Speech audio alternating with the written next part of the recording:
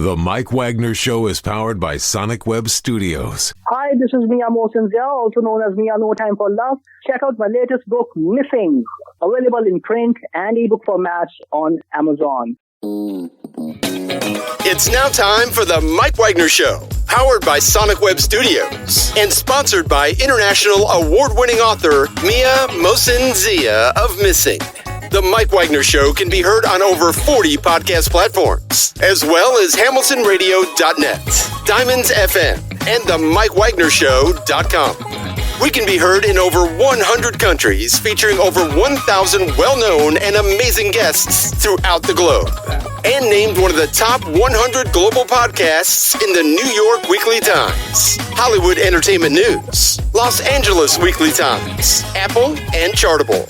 So sit back and relax and enjoy another great episode of the award-winning Mike Wagner Show.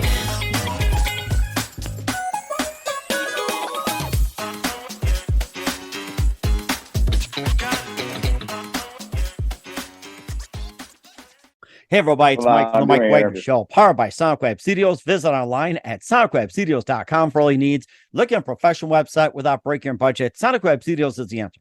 Sonic Web Studios offers fast, affordable custom web designs at below the competition rate. Call today, 1-800-303-3960. That's 1-800-303-3960. Or email to support@sonicwebstudios.com.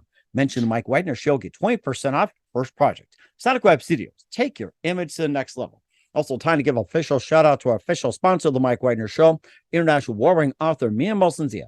If you love fast-paced mysteries, you'll love Missing by Mia Mosinzia, available on Amazon in paperback and ebook. Missing is fast-paced and intriguing with an unforgettable twist. Takes place in 4 countries, 2 strangers, 1 target, where truth is illusion and those you love will either first go missing. It's available on Amazon in paperback and ebook. Missing by Mia Mosinzia has gotten great reviews, and Eve Levin enjoys by Howard celebrities, including Joanna Cassidy, Forbes Riley, and many others. So grab your copy today for Goes Missing by Mia Mosinzia, available on Amazon. Also, check out the Mike Wagner Show at themikewagnershow.com on over 40 podcast platforms, heard in over 100 countries, including Facebook, SoundCloud, Spreaker, Spotify, and iHeartRadio. Also, Anchor FM, iTunes, Google Play, Amazon, Audible, Apple Music. Also heard on Hamilton Radio, Diamonds FM, Oldies Radio, and more. Take the Mike Wagner Show with you on any mobile device. Subscribe to the Mike Wagner Show on the YouTube channel. Follow the Mike Wagner Show on Instagram, Twitter, and TikTok today.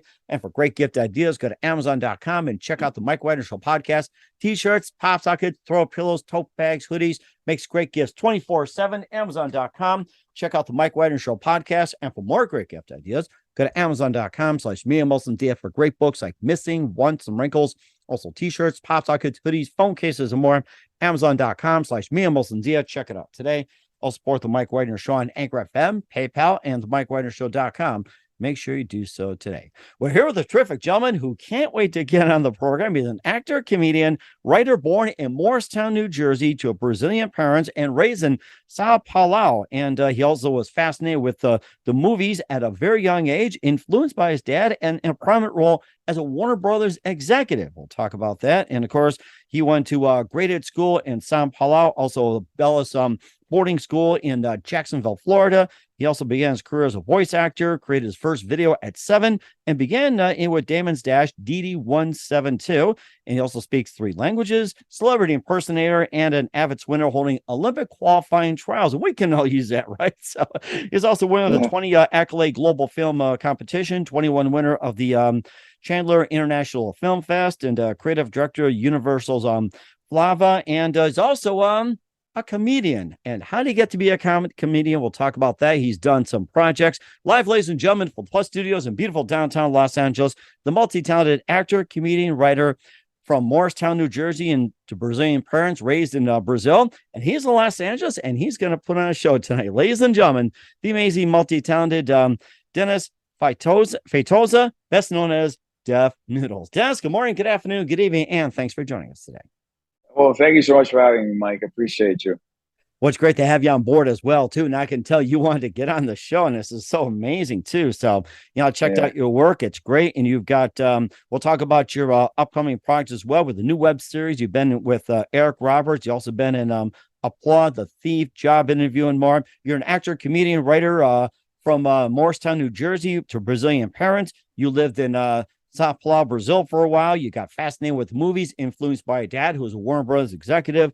And you also began a career of voice actor, created your first video at 7. And you also were in Damon's Dash DD172. And you also speak 3 different languages, celebrity impersonator. You're an avid swimmer holding Olympic qualifying times. And you also became career director at Univision Flama. And you also did some Alien Covenant parody as well, too. And, doing a web series. And you stumble into a new venture during the pandemic. And before getting to all that, Dennis, tell us how I first got started. Tell us what? Sorry. Tell us how you first got started. Oh, how I first got started in life, or making videos, or in the business, or go into the Wayback Machine, Sherman. The Wayback Machine. Way back. Okay.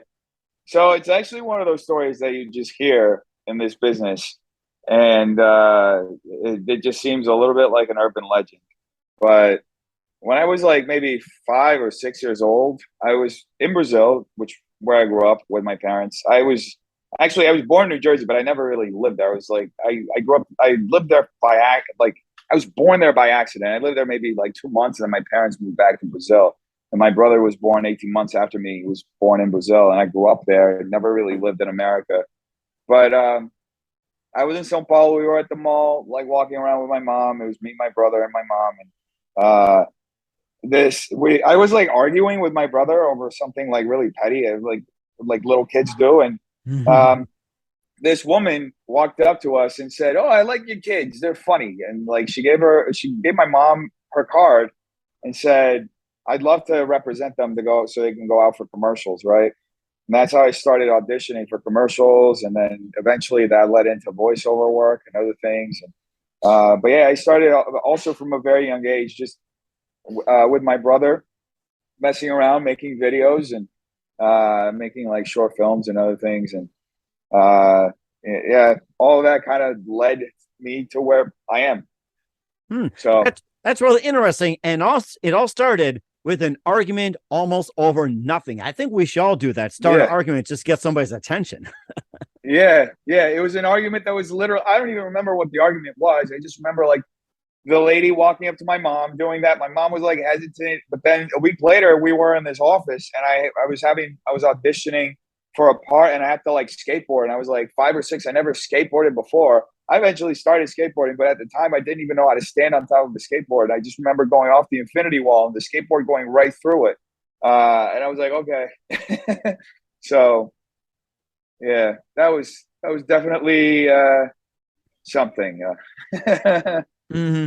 And certainly it was as well too. And you also were fascinated with movies as a young kid, influenced by a dad who was a Warner Brothers executive. And tell us about that venture as well too. Well, I got very lucky. My dad, my dad was the first person in his family to go to college. Like he came from a very poor area in Brazil, in the northeast of Brazil, which is it's called Ceará, and it's like a very dry like area. There's no water. They had to drill down like literally like maybe 10, 20 feet into the ground to bring up water. They had to have a well and stuff. They had to have like a live-in teacher to teach. My brother had like 8 or 9 brothers and sisters, and they all lived in the same house, and they had to have like a live-in teacher to teach them so that they could, do the basic education. And then eventually, I think when my dad was like 6 or 7, they moved down to Sao Paulo, which is where he lived the rest of his life, and eventually, married my mom and stuff. And so from there, my dad, like all his brothers and sisters, because he was the second youngest, they pooled their money together, essentially got him to go through college, and he got a job at Deloitte. And after 6 years of applying so he could go and finish his CPA in America, he was selected via lottery to go. And then ironically enough, my mom was already pregnant. Like they got married a month, and my mom was pregnant, and they got married a month before he was selected to go after he spent years applying. So then that's the story of how he ended up going to New Jersey and then finishing his CPA degree at NYU. And he was there for just 7 months or something like that. And then the month after that, he moved back to Brazil. And I think a couple of years later, he was hired by Warner Brothers, and he worked at Warner Brothers for about a decade. But he left in 2003, so he hasn't really been. And it's Warner Brothers in Brazil. So he did end up coming here, like I think once every few months, for meetings and stuff. But yeah, he worked for Warner Brothers in Brazil, and it was good because we got a lot of screeners, so I got to watch a lot of movies, and that's really what ended up kind of inspiring me to do what I do. I was always around movies and animations, and just being a kid, I would emulate the voices and even draw the cartoons that I would see, and I was just imitating everything I was seeing because I wanted to replicate it and make it my own, right? And that's kind of like what started my creative journey. The first short film I remember doing, I don't even want to call it a short film, just the first video I did with my my dad and my brother. We were in his office, and I had to do a report card for this book, this like Roald Dahl book, the BFG, the Big Friendly Giant. Mm-hmm. And we were, my dad filmed it. My brother was like just acting up and kind of heckling me off camera, and I was just like playing this not at all serious like anchorman person, and we were just joking around. And I talked a little bit about the book, and that was it. Everything was an excuse for me to make it like creative video or some sort. Every time I got in like a group project, I would always be the one who did the visual aspect of it somehow, whether it was just like a PowerPoint slide presentation and I would like make it way more creative than it had to be, or it was a video itself, but yeah, eventually I taught myself how to edit on Premiere, and I think I was like 14 or 15 when that happened. I was editing mostly in camera, up until then, and then I was like, oh wow, I can edit in a computer and make it a lot easier, right? So that's how I started doing. Then I started using Premiere, and then eventually Final Cut. And I was a part of my school's like AV team or group, and I took like classes, and I got a little bit better here and there, and then. But yeah, it's always been something I did, and I've always been passionate about. So I feel like it's been kind of inevitable for me to get to where I am. That's rather interesting too. You also got noticed, working on Damon Dash's DD172, and tell us about that project. Yeah, so that was my first job. So I have to backtrack a little bit. So I ended up going to film school in Brazil, and it was just an awful experience all together, because growing up creating stuff, it was just film school was just the most, in Brazil at least, unsettling thing, because I would just go and I would watch all these old movies. I was watching like Eisenstein, Frank Capra, and all this stuff, which I love, but I was watching and I was like, I wasn't creating, which is really what I wanted to do. I grew up watching a lot of that stuff anyway, not the Eisenstein stuff, but that was like new stuff that my teachers were showing me. But like, I just wanted to make more. That's why I went to film school. And I like, the only way that they would let us make stuff is like, we had to have like a school editor edit it for us, and we had to have someone else manage the camera. And I was like, I just want to do it myself. So I ended up eventually dropping out of film school and then transferring to Florida, from Sao Paulo to Florida, to finish my school, in advertising. And then, 2 years later, I finished advertising and moved to New York, where I got my first job, which was working for Damon Dash. He was one of the founders of Rockefeller with Jay-Z and Biggs. He's very well known in the hip hop community. Definitely a very influential person in that world. He created Rockaware. He created Rachel Roy, a lot of like clothing brands as well. He's just a serial entrepreneur and a very successful person. And he kind of showed me the other side of the business itself, because there's a creative aspect, but there's like the entrepreneurial aspect of it. And I kind of learned by seeing and hearing him talk and seeing how he managed his businesses, just how you could also be creative as an entrepreneur and make cool things, right? Like he would say cool shit, cool fly shit, which is what he always focuses on. For him, like integrity is like a big thing. And a lot of those things, I would hear him talking, it kind of instilled the same spirit in me, because it was like the first like job I had in the business, job. I did a bunch of like jobs, like working as a PA here and there, but that was like the first time that I had like a job that I had to show up to like every day at a certain time, and I, like create a certain amount of stuff. And it was great because it kind of just let me create whatever I wanted. So yeah, it was great. I learned a lot. And then I took those lessons and I've been applying them to things up to this day, really. Mm-hmm. And you also did some work with upcoming artists like Currency, also did a concert documentary for Adidas, and also 2 unreleased concert tour documentaries as well, too. You wrote and directed 23 sketch shows, and also became creative director for Univision's Flama, which had to be amazing as well. Yeah, that's a lot of years like compressed into one thing. But yeah, I went on tour with Currency. For those of you at home who don't know, Currency is a rapper from New Orleans. I went on tour with Currency, and there's like a rapper also from New York. His name's Smoke Dizza. There's a guy from Ohio, Stolly. So everybody went on tour to Toronto and the Northeast of Vermont and New York and in New York State, all that stuff. And it was great. So that was one. I shot and edited a documentary that was at the Brooklyn Bowl. That was before that, maybe a few months before that. And that ended up getting distributed in Adidas stores. And then the other stuff, I assume that Damon has the footage for it because I was working with him and, collaborating with him when we shot that stuff. But yeah, that's I spent a good part of my formative years in this business shooting and working with a lot of musicians and rappers and just going on tour with them and shooting vlogs for them before vlogs were like really a thing. I crashed on, there's this guy called Mikey Rocks from the Cool Kids in Chicago. And I crashed on his couch for like a week at one point, and we just shot a bunch of music videos and vlogs. And it was just really cool. It was like, it was some of the first steps that I took in this business. And then they eventually, along with everything I was doing, I was also still pursuing training and practicing as an actor and comedian. So, when I moved to Florida, I always did acting training, even in Brazil. And I was always a part of community theater productions, even in Brazil. But when I moved to Florida, I started doing them like in the town that I was in. I did a lot of Shakespeare in the Park, a lot of that stuff. And then eventually when I moved to New York, I started getting involved with the improv theaters. And there's UCB, there's the Magnet, the Pit, and the Annoyance, which is a theater from Chicago that later moved to New York.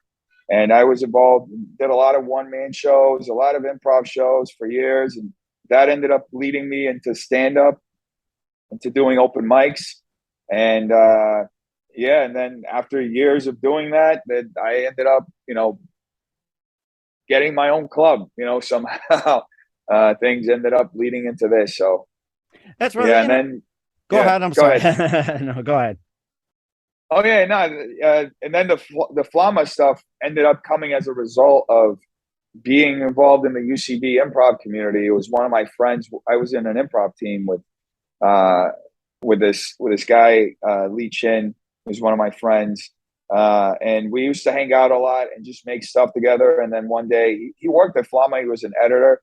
And he said, we need somebody who's Brazilian to write sketches about being Brazilian, because Flama, it was a millennial Latino, first generation Latino content house or whatever. It was like we were creating content for Latinos who primarily spoke English or like were really Americanized, right?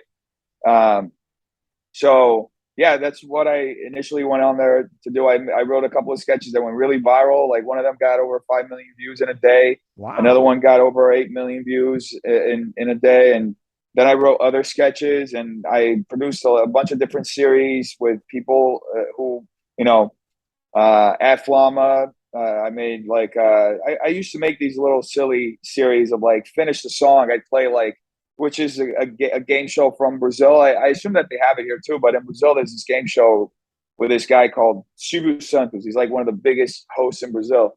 And he would play like, it was essentially a challenge. Like if you could figure out the song with the fewest amount of notes, then you would win like something, right? And so like ultimately you would want to figure out the song with just one note, right? It's like name that tune pretty much. Pretty much, yeah. Yeah. I remember that game. So, Yeah, it's like there are times I get on one note, it takes me like several, and I still don't get it. I remember that very well. yeah. So it was kind of the same thing. I'd play like 3 seconds of the song, and it would be like the most, even if it was like a really recognizable song, I'd play the randomest part. And the focus was to just get funny, natural moments with people, which is like, it's what I think most people connect with. It's funny, natural moments where people are just being themselves and let their guards down and just having fun, which is kind of how I've been molding my social media persona as of late. It's been going more in that direction, even though I had my social media persona at first was completely satirical, and I was just making fun of people that I thought were absolutely despicable, but that's beside the point. But yeah, that's what I'm kind of like shifting my presence now towards, just which is something I feel like the internet kind of is missing. Like there's an aspect of authenticity which is really lost on the internet. A lot of people feel compelled to say what is popular or what other people think is right. And they kind of just go along with the flow, even if it's against their better judgment. And they'll just, parrot, all this shit and essentially sometimes even destroy someone's lives without even double checking what's really happening, Mm-hmm. So. Mm-hmm. And of course, you also had some work done as well, too. You also been with Applaud, The Thief, The Job Interview. You also have a new web series coming up with some involved from Lauren Francesca, also Elizabeth Barden, also with Larry Hankin as well, too, from Friends and More. You also have Eddie. We'll talk about that and your comedy career. But first, listen to The Mike Wagner Show at themikewagnershow.com, powered by Sonic Web Studios. Visit online at sonicwebstudios.com for all your needs. Look at a professional website without breaking your budget. Sonic Web Studios is the answer. Sonic Web Studios offers fast, affordable custom web designs at below the competition rate. Call today, 1-800-303-3960. That's 1-800-303-3960. Or email to support@sonicwebstudios.com. Mention the Mike Wagner Show. Get 20% off your first project. Sonic Web Studios. Take your image to the next level. Also, time to give official shout out to our official sponsor, The Mike Wagner Show, international warring author Mia Molson-Zia. If you love fast-paced mysteries, you love Missing by Mia Molson-Zia, available on Amazon in paperback and ebook. Missing is fast-paced and intriguing with an unforgettable twist. Takes place in 4 countries, 2 strangers, 1 target, where truth is illusion and those you love be the first go missing. It's available on Amazon in paperback and ebook. Missing by Mia Molson-Zia has garnered great reviews and even loved and enjoyed by Howard celebrities, including Joanna Cassidy, Forrest Riley, and many others. So grab your copy today before it goes missing by Mia Molson-Zia, available on Amazon. Also, check out The Mike Wagner Show at themikewagnershow.com and over 40 podcast platforms, heard in over 100 countries. Also on hamiltonradio.net, Diamonds FM, Oldies Radio, and a few coming soon. Take us with you on any mobile device. Subscribe to The Mike Wagner Show on the YouTube channel. Follow The Mike Wagner Show on Instagram, Twitter, and TikTok today. For great gift ideas, go to Amazon.com and check out The Mike Wagner Show podcast. And for more great gift ideas, go to Amazon.com/Mia Molson-Zia for great books, merchandise, and more. I'll support The Mike Wagner Show on Anchor FM, PayPal, and themikewagnershow.com. Make sure you do so today. We're here with the amazing actor, comedian, writer from Sao Paulo, Brazil, Dennis Feitosa, best known as Def Noodles, here on The Mike Wagner Show. Before I talk about your comedy career and how it all came about, you also been in some movies too, like Applaud, The Thief, The Job Interview, Classic, the TV series, The Great Brooklyn Bridge Party, and more. Tell us about some of your projects as well too, and how you got involved and be inspired. So I did a lot of short films in New York. Like I said, I never take a break. So I'm always working on weekends and filling up my time with doing stuff. So I collaborated with a lot of different people and did a lot of short films. Even went out on my own, like that Brooklyn Bridge thing was during the Occupy Wall Street protests. I just picked up my camera and I was like, I want to document some of it. I ended up on the bridge when like 800 people were arrested, and along with media, there were New York Times journalists and people from the Washington Post. Everybody was arrested and spent the night in jail, even though I was there to just film it. It was the first day that I ever went down to the protest. But as far as the classic, so one of my jobs, I worked doing broadcast, in Brooklyn, and I ended up collabing with this with a guy who was on Matlock. His name is Danny. Forgot his last name. Danny. Man, I feel so bad. Anyway, the only Matlock. person I could think of is like Andy Griffith from Matlock. Otherwise, that's it. That was a good show, though. Yeah, that was a good show. So he was on Matlock. He was the young guy on Matlock. I can't remember his last name. Danny something. If you remember, type it in the comments right now, or send Mike a message and let him know. We certainly do. So we are accessible on Facebook, right? It's like you can do that all the time. I mean, that's social media for you. So we learn too. So yeah. So I ended up producing a show where this was another, I guess, opportunity for me to like learn more about the greats and all that stuff. Cause like it was a show where he essentially looked back on this treasure trove of like old movies and television shows and sitcoms and talk shows, and I got to essentially watch a lot of stuff that I'd never seen before, ever heard of. Like I knew about Lucy, but I got to watch like the entire spinoff that happened afterwards, which I hadn't really watched. I watched all the Chaplin movies. I watched a talk show that I had no idea existed, Red Skelton. And like, I just, that was my job, was to essentially watch stuff and curate it for the show. And I would watch 7 to 8 movies or TV shows a day. Right. Wow. And then I would just like select what would make it onto the show. And this was like months and months and months. So my entire job was just watching stuff. So that ended up like informing me of a lot of like different things that you can do in production to make something like good, right? Look good. And really gave me an understanding of like the history of things and why certain things, why there's a laugh track, why certain things are filmed in front of a live studio audience, etc. So that was the show that I did, like I said, I was, producing a lot of stuff on the side as well. And one thing led to another. I ended up finding a collaborator of mine, later, and we produced a lot of things together. We produced a pilot with Larry Hankin, who's one of my favorite actors. He wasn't just on Friends; he was also on Seinfeld. I remember that. Yeah, I had him on my show back then. It's like Larry Hankin. I thought I had that guy on. That guy was amazing. I mean, he's stories so like funny. A King's Scroll. Yes. He is so funny. He's one of the funniest actors. He's old school. I think I talked to him about it. Like he went to Second City, I think, if I'm not wrong. He went to one of those Chicago schools. And I was talking to him and like, just very funny. It's always good to work with somebody who's been doing this like a lot longer than you, because you end up matching like experiences, right? Like I'm in a part of my journey that he probably went through already.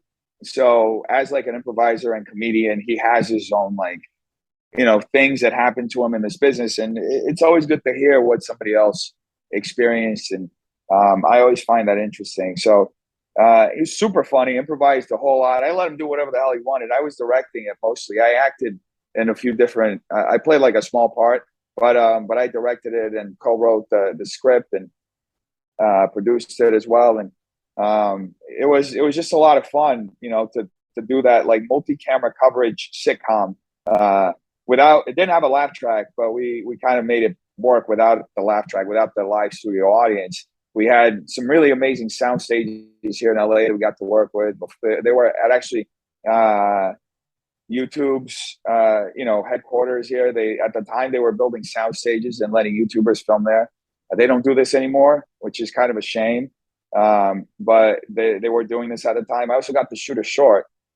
They would do these kinds of things where they were like, literally Fox would fly in an entire set from Alien Covenant and they would set it up at YouTube. Then they would have YouTubers come in and they would do a whole campaign, right?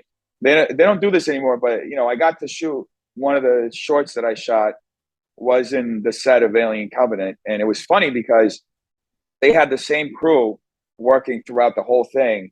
And I'd ask them how the other shoots went. And like one of the guys mentioned, oh yeah, you have no idea. Like during this shoot, we found the biggest spider I've ever seen, which I'm pretty sure ended up being flown with all the props over from Australia by mistake. So yeah, that was, that's pretty much what I feel like. Honestly, when you start listing out the stuff like that, I'm like, everything feels kind of like a blur because it's like I always make something and I don't stop. I move on to the next thing. So it's like, it's compounding. So at this point, I have no idea how much I've even made. I think just on my YouTube channel alone, I've made over 1,200 videos in like the last 2 years. Yeah. So, yeah, it's definitely a lot. And I love to create. I really can't. Like, I feel I can't stop. Like I if I ever do, I honestly feel bad. I can't like deal with myself if I ever stop. The ideas just like end up becoming overwhelming. You also had another movie as well too with Eddie featuring Eric Roberts. That's a known name. So tell us more about that. So that was also with the collaborator, the same Lauren, with whom I made the pilot. It was around the time actually we shot the movie first, and then we shot the pilot.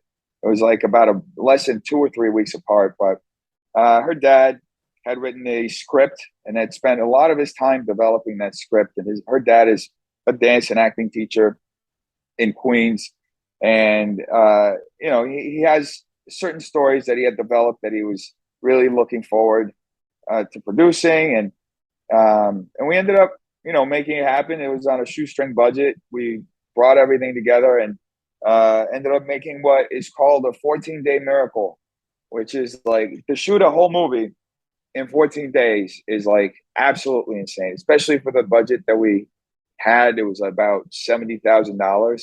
Wow. But we had a 20-person crew and we squeezed it all out, and a lot of people working did their best too. And yeah, it was a lot of fun. It was a great learning experience. And it led to other things. And, I'm hoping to eventually go back to doing long form stuff as well. So. And of course you talked a lot about, checking out certain styles, influenced by certain styles and, copying certain styles, emulating certain styles, like in film, TV, production, everything else. Who are some of your favorite directors growing up? I think probably Stanley Kubrick. I was obsessed with Stanley Kubrick. I used to rewatch his movies every morning, especially around I also have a pretty weird story. So when my dad was still at Warner Brothers, when Kubrick was alive, and I think I was maybe 11 or 10 years old when Kubrick died, and his last movie was Eyes Wide Shut, right? Oh, yes, that was a classic. Yeah. Nicole Kidman, Tom Cruise, that was a classic. Yeah, it was a great movie, and it got released. He finished the movie, and it got released shortly after he died. So it was released in movie theaters like shortly, maybe a few weeks after he passed away. And I remember my dad, he was like, you have to watch this movie in a movie theater because it's Stanley Kubrick's last movie. He's the greatest movie director who ever lived. So you have to like experience it. And I mean, it's a totally inappropriate movie to take an 11-year-old.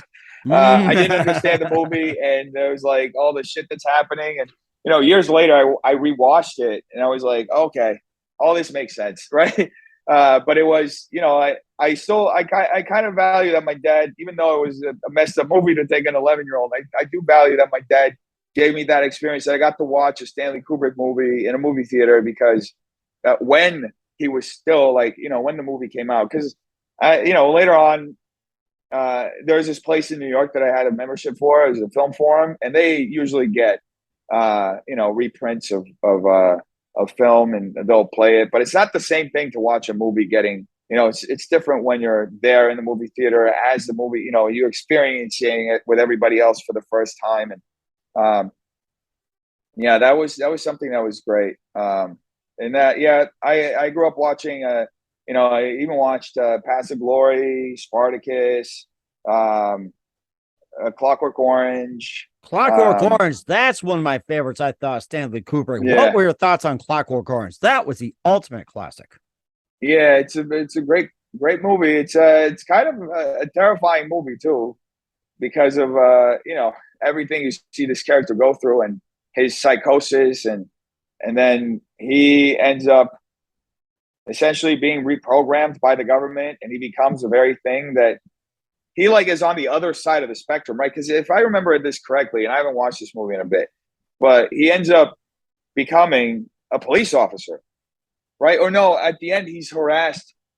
He's released and he's harassed by his friends who have become police officers. So it's almost like the story itself is an allegory for how the government or how society, or you can be reprogrammed into essentially losing what makes you unique, even if you are a violent individual like that. Alex DeLarge is the most extreme example of a teenager who gone wild, right? He's like committing crimes, he's doing all this shit, but at the end of the day, there's that moral question of like, should he have been essentially reprogrammed the way that he was? Was there a more humane way to treat with his psychosis, right? And I'm saying psychosis, I'm not diagnosing him, but it's just, to me, to do the type of insane shit that he was doing, you kind of got to be a little psychotic, Mm-hmm. And I remember watching that too. It's like with some themes I would probably not want to talk as well too. And of course, being with your dad around Warner Brothers and all that. And I was just thinking about, you talked about some of the cartoons that was going on and everything else. What are some of your favorite Warner Brother characters you enjoyed watching? I was just going to think about that, but then we got off on this and off on that. I was just thinking about that. I really liked Bugs Bunny, Daffy Duck. Those were the ones I grew up watching a lot. There was also around a time where like Steven Spielberg started collabing with Warner, and he produced a whole bunch of animations. He made Pinky and the Brain, Animaniacs. That's one of my favorites. Oh my gosh, yes. Yeah. So I watched those too. Those were a lot of fun. It's funny because my household was so much like Warner Brothers, I kind of missed out on the whole like Disney thing. And Disney is so massive in America, it almost like feels like I missed like an entire chunk. Because I hear people like, especially people I hang out with who do like improv or other things, like they'll talk about Disney movies all the time, and I'm like, I missed that because there's a lot of competition among the majors, right? And like they really don't mess with each other. But yeah, that was my household. It was a lot of Bugs Bunny, a lot of Wall E. Coyote, and all that stuff. Mm-hmm. And of course, you've done some celebrity impersonations as well too, and you speak 3 languages, and plus you're an avid swimmer, holding Olympic qualifying times. Yeah. It's like, how does one do that? It's like, I don't know if I could be able to swim as fast. So yeah. Yeah, I don't have those qualifying times anymore. I stopped swimming when I was 18. But when I was around 11, 12, I started training to be a swimmer. And there was like a big thing in my family, and, to just have that because of the discipline that comes with it. So I eventually, ended up going to a boarding school where I could continue training. And the boarding school was, it was Bowles in Jacksonville, Florida. It was a very intense year of my life because I was by myself for the first time when I was 12. But it taught me a lot. The school itself, like I think the year that I got there, the athletes, the high school athletes at the school, they had combined won over 23 medals or something at the previous Olympics. So the head coach of the school was also the head coach of the women's swimming team, for the U.S. So it was definitely had a lot of really talented people there. So and I got into the schedule of practicing getting in the pool at 5:30 in the morning, and then leaving at 7:30, and then going to class, and then leaving around 3 and getting back in the pool and doing other kinds of exercises. And I did that for years until I was 18, and I just like burned out, and I couldn't do it. And it wasn't my real passion. I was throughout this whole time still going on auditions, still, doing acting training and theater productions and all this stuff, and the little bit of time that I had, and making things with my brother. So I always wanted to go back to that. Even when I was swimming, it's like such a lonely sport because your head's literally buried in the water the whole time for hours a day. And just like a cartoon, pretty much. Yeah. Pretty much. Yeah. So, and I would be thinking of these things that I wanted to produce, these creative ideas. And, it was like really frustrating because I would write them down and I wouldn't have as much time as I would like to produce all that stuff because I was so focused on swimming. But, after I essentially had that ended, I had more time to do it. Okay. So, yeah.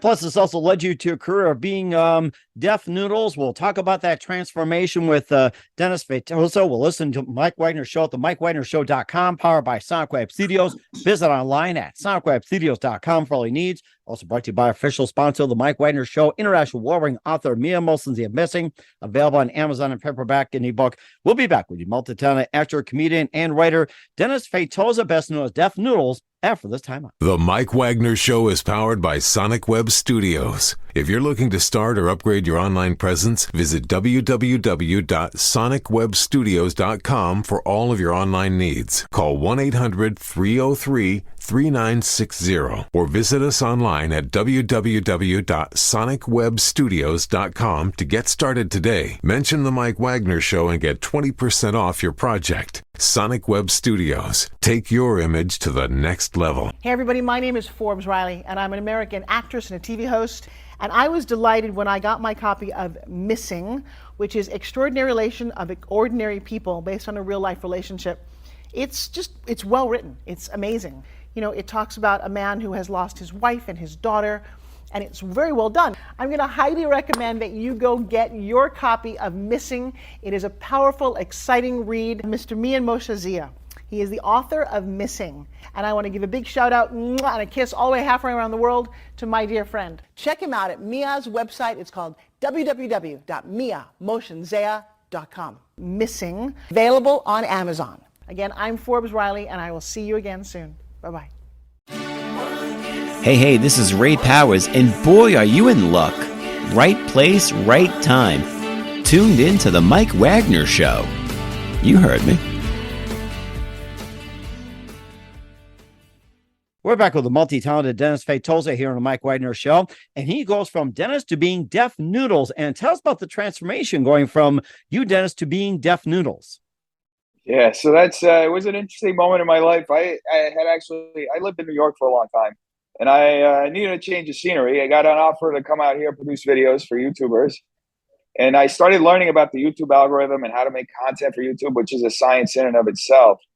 And at one point, I just decided to make videos for myself. I was already making videos like for years, but never like it was different. I decided to make videos specifically to perform well on YouTube, and I created a bunch of channels, and I was essentially, experimenting with what worked and what didn't.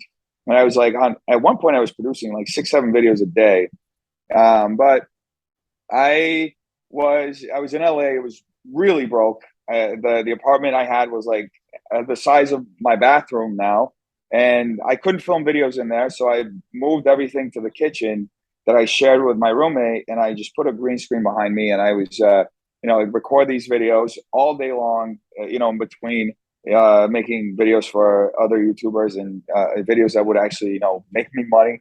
And I would, and then I because it was like such a depressing scenario, and I was like so hot, and I was sweating in this kitchen all the time. I was thinking like, what's something that could, remind me of a good time in my life, or keep that memory going. And I remembered when I was a kid in Brazil, playing video games. When you get a high score in a video game, you get the 3 letters that you can put your initials on. Oh, I remember that. Yes. Yeah. And of course, you got really creative too. It's like you just created words, write a message and all that. I remember that. Yeah. What were some of your favorite video games back then?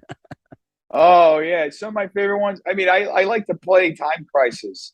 It's like a first-person shooter game. I like those games. There's like I like the strategy of it, and but yeah. So like the whole thing with the high score. So you put your first 3 initials. My initials are DFF, but as a kid, I didn't understand that it was like the first letters of your name. I thought it was the first 2 letters of my first name and the first letter of my last name, because I was just like some miscommunication with me being from Brazil, and in Brazil and seeing that. So that's why I would write Def in all these whenever I got a high score in whatever game I was playing. And then the noodles part was just, I was in my kitchen. So I remember this, and I was looking around. I was like, okay, what could be another thing? And I just saw noodles. I was just eating noodles all the time because I was broke. Mm-hmm. So that's where that name came from. And it first started off as a reaction channel, which essentially the people who were following me would recommend things that they wanted me to watch and react and comment on. And then, later on, it started evolving into other things. And I started pushing in different directions and experimenting with different content. And eventually, it ended up becoming a parody news channel where I would make fun of, news and different things that were happening, mostly on the internet and on the influencer news side. And I was essentially satirizing an entire community of commentators on YouTube who take everything super seriously, way more seriously than it has to be taken. And, and that kind of ended up, growing a lot. But what was really scary was that people started taking me seriously, even though it was like very apparent. And I had said from the beginning, pretty much, I did an interview beginning of 2020 or maybe end of 2019 where I explained that this was all a joke, right? Because I started doing this news parody, I think November 2019, and it started picking up. So somebody interviewed me, I think February 2020, asked me about it. And that's what I said at the time. And, and it was just scary because in like almost 2 years, it became like a monster. And it was like, I can't believe it. Like, people are actually taking this shit seriously. Like, they're taking my word. Like, they don't understand. Fake news. Exactly. And like, the funny thing was that I would literally tell people, like, if you take my news show as a news show, you will be misinformed. And that almost made people want to believe everything even more. It's like, it's just the reverse psychology of it is just like absolutely insane. So, over time it started evolving, and I recently, maybe like 2 or 3 months ago, I just ended up killing the series because I was just like, I can't keep doing that. Not only is it not creatively fulfilling for me anymore, but it's starting to get like legitimately scary, right? Like, people are taking my jokes and things that I say as a joke, like, seriously, and recontextualizing it as though it's something serious. So I just moved on from that. And I've been in the last few months kind of resetting creatively, and it's been a big time of transition anyway. It's I started this club it's right behind me. It's in that other side of the wall over there. This comedy club, and so it's been interesting to see where all this is going. I'm curious to see how far it's gonna go and where it's gonna go, and it's like a whole new journey, And it sounds like it too. Of course, getting back to the part about where people can argue about something, believe it's true. It's just like, okay, here's a pencil, argue about it. Or like say, here's a phone, let's argue about it. Stuff like that. Or they say, if it's on the internet, it probably is true. So yeah. Well, I would actually go as far to say, if it's on the internet, it's probably not true. I think nowadays, like, there's so much misinformation and fake news, and even if it's actual information that gets shared out there, there's so many people who will spin it in a way that benefits them. So you have to almost be media literate to a point where you have to read like 5 or 6 different sources just so you can get an objective point of view on what is actually happening. Because a lot of the times nowadays, everything's been so editorialized, you get the opinion before you even get the news itself. And that's really terrifying, because what is even information anymore?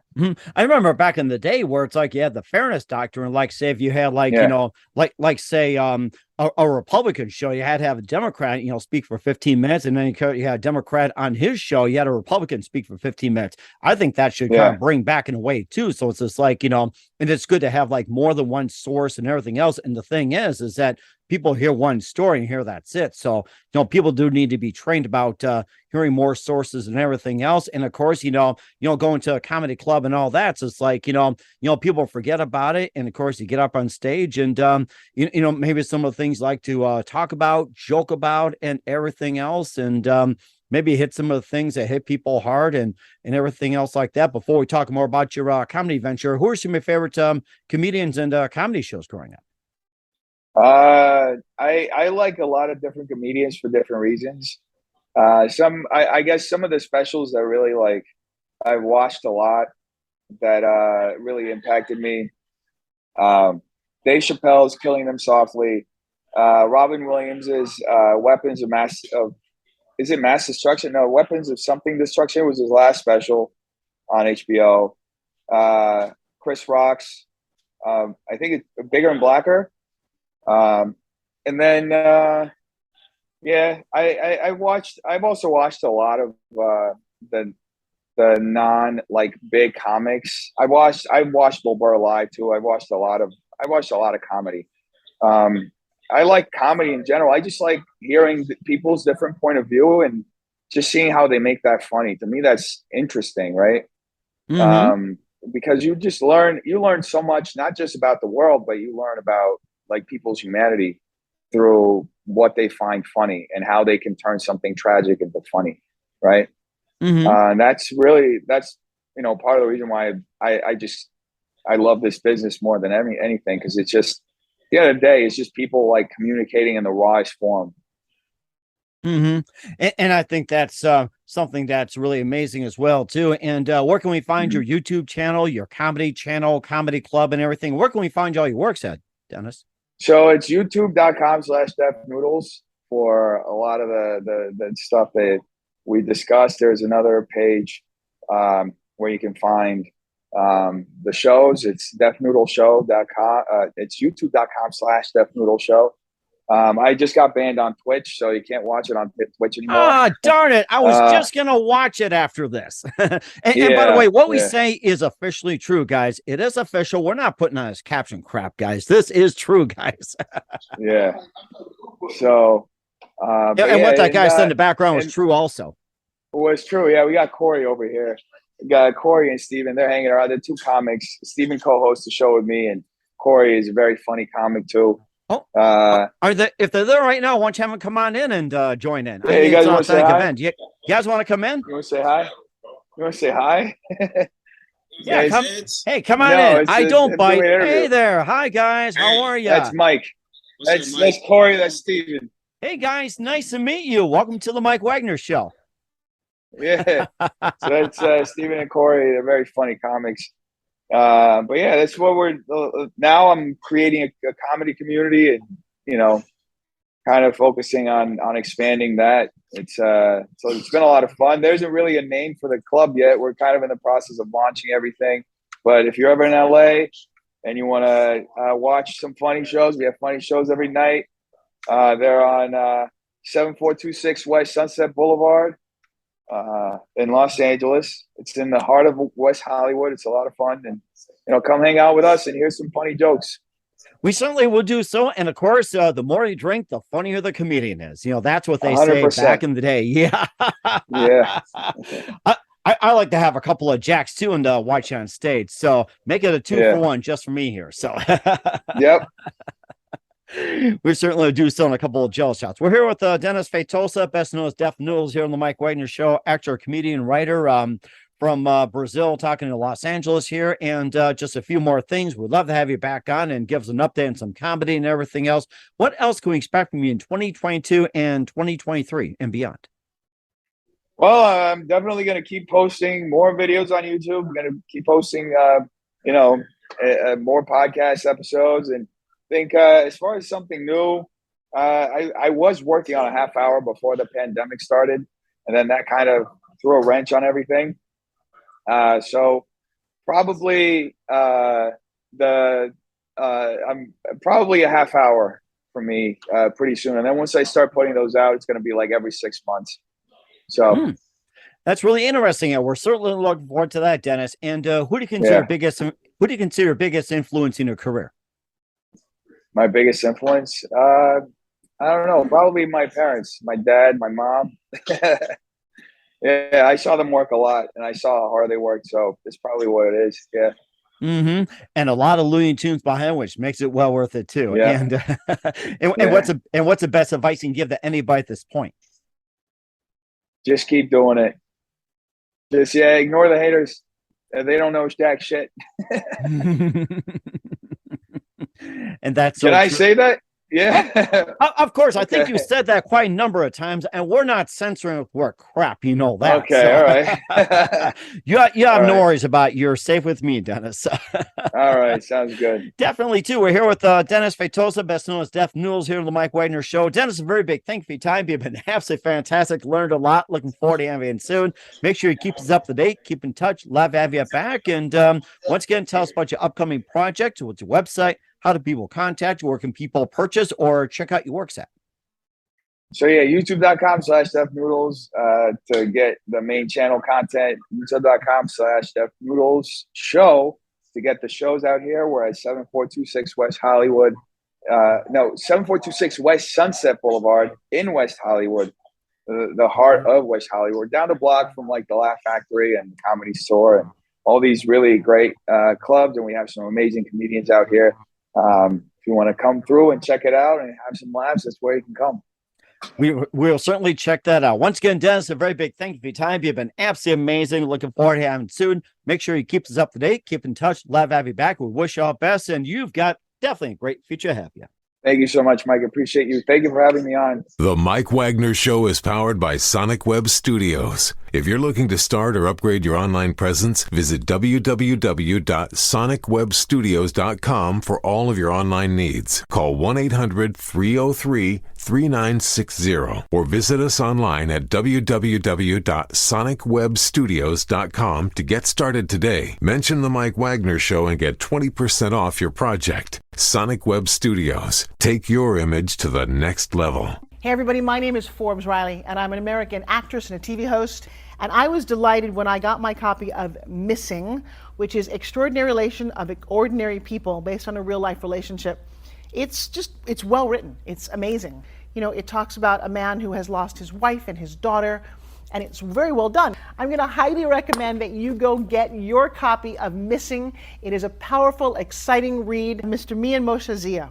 He is the author of Missing. And I want to give a big shout out and a kiss all the way halfway around the world to my dear friend. Check him out at Mia's website. It's called www.miamotionsea.com. Missing, available on Amazon. Again, I'm Forbes Riley, and I will see you again soon. Bye-bye.